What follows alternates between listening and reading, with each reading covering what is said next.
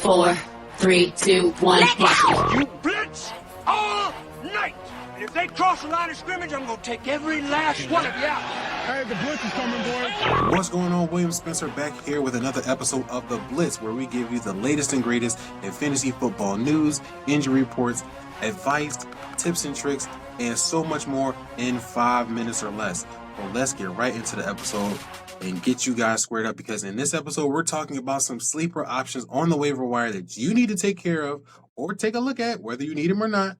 But if you need them, they're there for you. And these are some viable options that you may be able to use for your fantasy lineups moving forward. But before we jump in, make sure that you're following the Fantasy's Finest on our YouTube channel. Make sure you're subscribed to the channel so you don't miss another episode of The Blitz and get your quick hit of fantasy information in 5 minutes or less. Also, like, subscribe, and it helps the channel out, boosts our ratings, all that good stuff. Now, let's get right into the episode. For some news, we're going to start off with this. Tua Tagovailoa is placed on the injury reserve for his concussion. He was knocked out of Week 2's Thursday Night Football game against the Buffalo Bills. He did indeed lose consciousness while he was on the field when he slid into Damar Hamlin. Apparently, this is his fourth concussion, and now he will be using, according to reports, the IR stay to ponder whether he's going to continue his career with the Miami Dolphins and in football in general. The Steelers are preparing to start Justin Fields for another week against the Los Angeles Chargers in Week 3.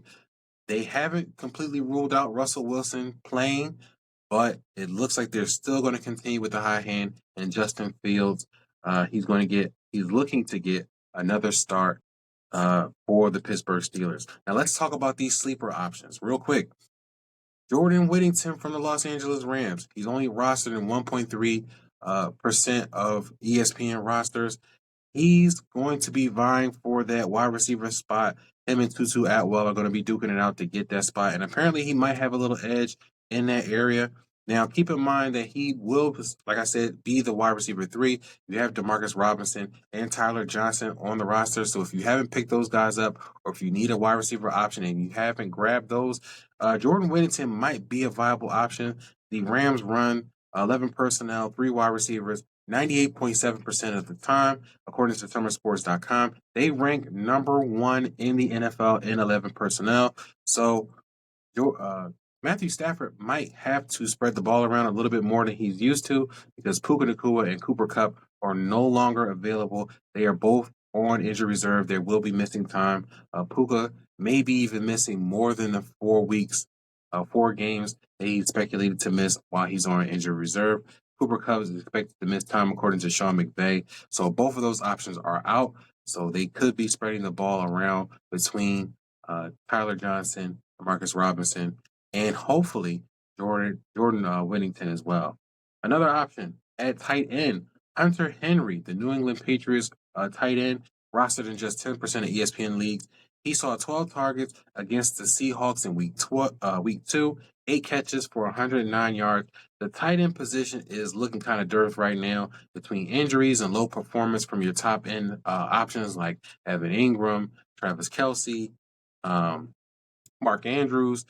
We need some life at the tight end position. So if Hunter Henry can be an option, maybe he continues to see that kind of target share, maybe not 12 every week, but something substantial like that would be a benefit for fantasy managers. When you look at the target shares from Week 2 in that game against the Seattle Seahawks, it was Hunter Henry and basically everybody else. It was every man for himself.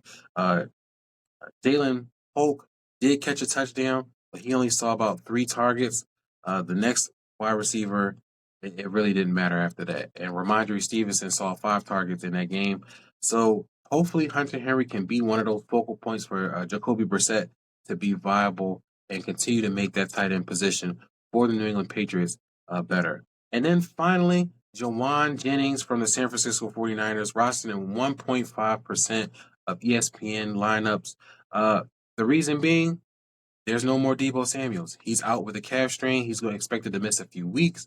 You still have Brandon Ayuk. You still have George Kittle as the top 2 options in the passing game for Brock Purdy and the San Francisco 49ers. But Jawan Jennings could be an option. It's a little bit riskier. He was 4th in targets in that Minnesota game in week 2, but he is a riskier option because Purdy could opt to funnel targets to Brandon Ayuk, who's been underwhelming to start the season, and George Kittle. Like I said, those are those 2 top-end options for San Fran and that offense to get it going. No Christian McCaffrey. He's out with a calf strain Achilles injury. He's expected to miss. Well, he's already on IR, so you don't even have to worry about him. But Jawan Jennings could be that option. So that is it for this episode. Those are my sleeper picks, my sleeper options on the waiver wire right now. Like I said in the beginning, make sure you subscribe to the Fantasy's Finest podcast YouTube channel so you don't miss another episode of The Blitz. Quick hitting, 5 minutes or less, a little bit over, but you know how we get down. It's going to be quick, and you're going to like it because we get you ready for the next fantasy week. Check us out next time on our next episode. Take it easy, guys. Yo, come back now, you hear?